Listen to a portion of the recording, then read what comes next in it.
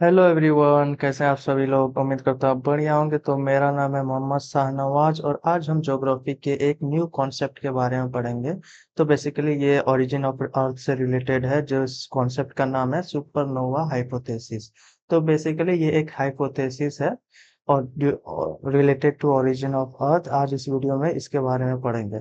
So let's start this video. So this concept was presented by F Hoyle. इनका पूरा नाम है Fred होयल। तो इन्होंने 1946 में ये कॉन्सेप्ट दिया था, सुपरनोवा हाइपोथेसिस का कॉन्सेप्ट दिया था। ये एक बेसिकली एक मैथमेटिशियन थे, ऑफ कैम्ब्रिज यूनिवर्सिटी के थे, जिन्होंने हाइपोथेसिस दिया था related to origin of earth, जिसका नाम है supernova hypothesis in the year of 1946। तो बेसिकली इनके जो हाइपोथेसिस थे वो टोटली बेस्ड था न्यूक्लियर फिजिक्स के रिलेटेड।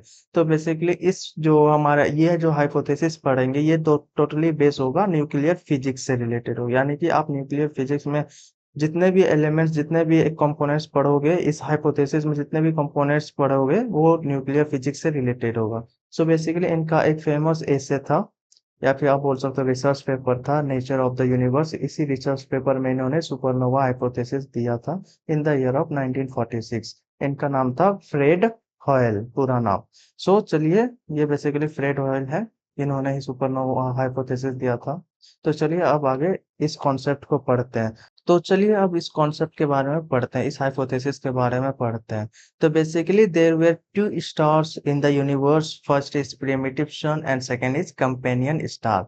तो बेसिकली जो हमारा प्रिमिटिव सन का जो साइज होगा वो छोटा होगा, कंपेनियन स्टार का जो साइज होगा वो बहुत बड़ा होगा। So the companion star was of giant size, यानी कि बहुत बड़ा था। Later on became supernova. अब बेसिकली जो हमारा कंपेनियन स्टार जो है, जिसका साइज बहुत ही ज्यादा बड़ा है, वो बाद में सुपरनोवा बन जाता है। अब सुपरनोवा बन कैसे जाता है?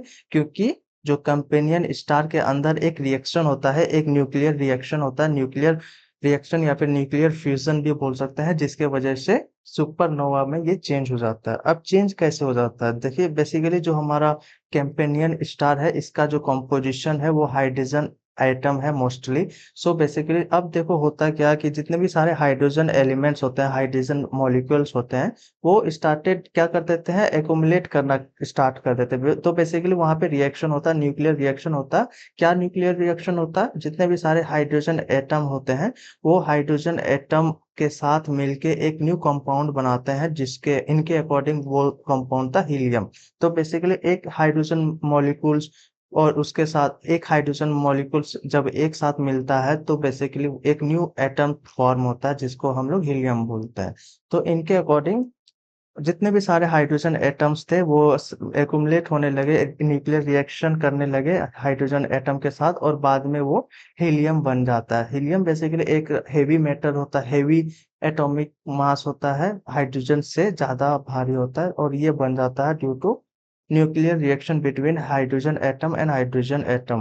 So, with the passage of time, all the hydrogen nuclei of the companion star were consumed in the process of nuclear reaction. अब बेसिकली होता है क्या, जितने भी सारे हाइड्रोजन एटम्स होते हैं वो खत्म हो जाते हैं, जित कंज्यूम हो जाते हैं, हीलियम बन जाते हैं। अब जो हाइड्रोजन एटम है वो बचा नहीं, जिसके वजह से एक्सप्लोजन होता है, यानी कि वायलेंटली एक्सप्लोड हो जाता है। क्या, कौन सा वायलेंट, क्या वायलेंटली एक्सप्लोड हो जाता है? जो हमारा कंपेनियन स्टार है वो वायलेंटली एक्सप्लोड हो जाता है, और ये बाद में बेसिकली सुपरनोवा बन जाता है। तो आई होप कि सुपरनोवा कैसे बनता है वो आप समझ गए होंगे। पहले हाइड्रोजन एटम मिलके एक हीलियम कंपाउंड बनाता है, और बाद में ये स्लोली, जब ये धीरे धीरे जितने भी सारे हाइड्रोजन एटम है वो खत्म हो जाते हैं, खत्म होने के बाद जो हमारा एक्सप्लोजन होता है, जिसके जरिए सुपरनोवा बनता है। अब बेसिकली जो हमारा एक्सप्लोजन होता है ये क्या होता है, basically it resulted the dust particles formed out and it started revolving around the primitive sun. तो बेसिकली ये जितने भी सारे डस्ट पार्टिकल्स होते हैं वो फॉर्म हो जाते हैं। फॉर्म कैसे हो जाते हैं? Due to nuclear reaction. अब बेसिकली सुपरनोवा बनने के बाद क्या होता है कि जब हमारा एक्सप्लोजन होता है तब बहुत सारे डस्ट पार्टिकल्स स्प्रेड होते हैं अराउंड द प्रिमिटिव सन। अब बेसिकली प्रिमिटिव सन के चारों ओर जब हमारा डस्ट पार्टिकल स्प्रेड होते हैं, they start rotating and revolving. So basically यहाँ हमारा रोटेटरी मोशन आ जाता है और साथ साथ रिवॉल्यूशन भी करते हैं प्रिमिटिव सन के। और जो हमारा कैंपेनियन स्टार का जो हमारा न्यूक्लियस रहता है वो basically it was thrown out due to explosion. Explosion की वजह से heavy amount of velocity generate होता है और उस वेलोसिटी के कारण जो हमारा कैंपेनियन स्टार है वो गायब हो जाता है इन द यूनिवर्स, और जो कंपेनियन स्टार का जो अस्तित्व है वो मिट जाता है। अब बेसिकली जितने भी सारे डस्ट पार्टिकल्स है, यही बेसिकली बाद में circular moving like disc like structure में चेंज हो जाता है, जो कि रिवॉल्व करता है अराउंड द सन, और बाद में यही slowly the circular moving disc was change into planets due to condensation. So basically due to the process of condensation in the circular moving disc it change into planets. So अब हम लोग देखते हैं diagrammatic explanation के जरिए मैं समझाता हूँ। अब बेसिकली ये जो हमारा हो गया वो हमारा प्रिमिटिव सन हो गया। अब प्रिमिटिव सन ये है तो ये बेसिकली हमारा जो हो जाएगा कंपेनियन स्टार हो जाएगा। तो अब बेसिकली जो कंपेनियन स्टार का जो कॉम्पोजिशन है वो हाइड्रोजन एटम से मिलके बना हुआ है। अब हाइड्रोजन एटम से मिलके बना हुआ है, इसका मतलब जो है न्यूक्लियर रिएक्शन होगा। न्यूक्लियर रिएक्शन जब होगा बेसिकली जितने भी सारे हाइड्रोजन एटम्स है साथ में केमिकल रिएक्शन करेंगे और एक नया कंपाउंड बनाएंगे हीलियम का। अब हीलियम का जब कंपाउंड बन जाएगा, सारा जो हाइड्रोजन एटम है वो गायब हो जाएगा। जब खत्म हो जाएगा तो तब बेसिकली एक हमारा ये एक्सप्लोशन होगा। एक्सप्लोशन में बेसिकली क्या होगा कि फॉर्मेशन ऑफ सुपरनोवा होगा। अब जब हमारा सुपरनोवा बन जाएगा, एक्सप्लोशन हो जाएगा, जो हमारा न्यूक्लियस रहेगा, कंपेनियन स्टार का जो हमारा न्यूक्लियस होगा वो कहीं एटमॉस्फेयर में, सॉरी यूनिवर्स में गायब हो जाएगा। गायब क्यों हो जाएगा? क्योंकि जब हमारा एक्सप्लोशन होगा वहां पे heavy amount of energy release होगा, एनर्जी के साथ साथ वेलोसिटी भी इंक्रीज रिलीज होगा, जिसके वजह से जो हमारा कंपेनियन स्टार का न्यूक्लियस है वो गायब हो जाएगा इन द यूनिवर्स।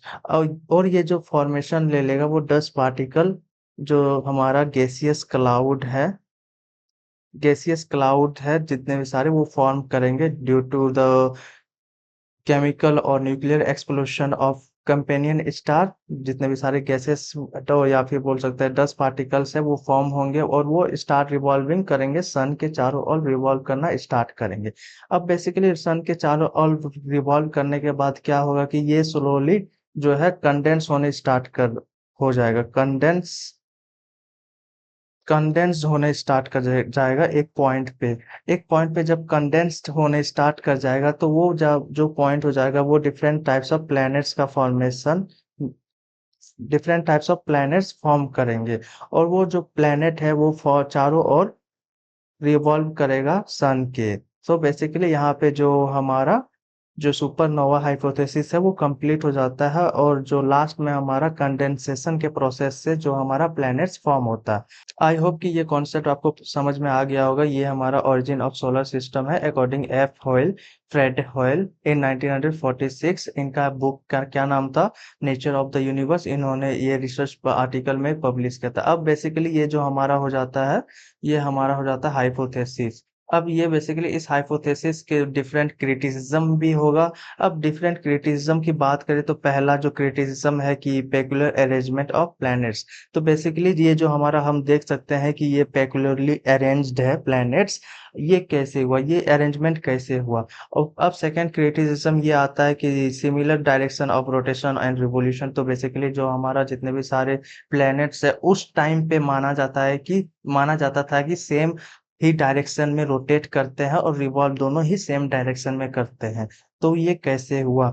और जो हमारा थर्ड क्रिटिसिज्म हो जाता है कि जितने भी सारे हमारे इनर सर्कल में हमारे बेसिकली जितने भी सारे प्लैनेट्स हैं they are made of heavy heavy metals heavy metals. और जितने भी सारे हमारे प्लैनेट्स हैं दे आर मेटल्स नहीं, सॉरी, हेवी एलिमेंट्स। और जितने भी सारे हमारे आउटर सर्कल में हमारे प्लैनेट्स हैं they are made of lighter lighter elements. अब ये कैसे हुआ? जितने भी सारे इनर मोस्ट हमारे प्लैनेट्स है वो हेवी है, और जो हमारा बाहर के जितने भी सारे प्लैनेट्स है वो लाइटर है। और बेसिकली डेंसिटी में भी फर्क आता है। जब यहाँ पे बोला जा रहा है हेवी है, इसका मतलब इसका डेंसिटी जो हमारे इनर सर्कल जो हमारा डेंसिटी होगा वो हेवी होगा, और जो हमारा आउटर सर्कल में हमारा जितने भी सारे प्लैनेट्स हैं उनका डेंसिटी कम होगा। अब ये कैसे हुआ, इसका कोई प्रॉपर एक्सप्लेनेशन इस कॉन्सेप्ट में, इस हाइपोथेसिस में नहीं दिया गया था। तो गाइस आई होप कि ये हाइपोथेसिस आपको समझ में आ गया होगा। अगर आपको समझ में आ गया होगा तो वीडियो को लाइक कीजिएगा, चैनल को सब्सक्राइब कीजिएगा। अगर जितने भी सारे हाइपोथेसिस है, different different type of hypothesis which was postulated by different types of scholars, अगर वो सारे हाइपोथेसिस के बारे में आप पढ़ना चाहते हो तो मैं डिस्क्रिप्शन में लिंक दे दूंगा, वहां जाके चेकआउट कर लेना। And thanks for watching.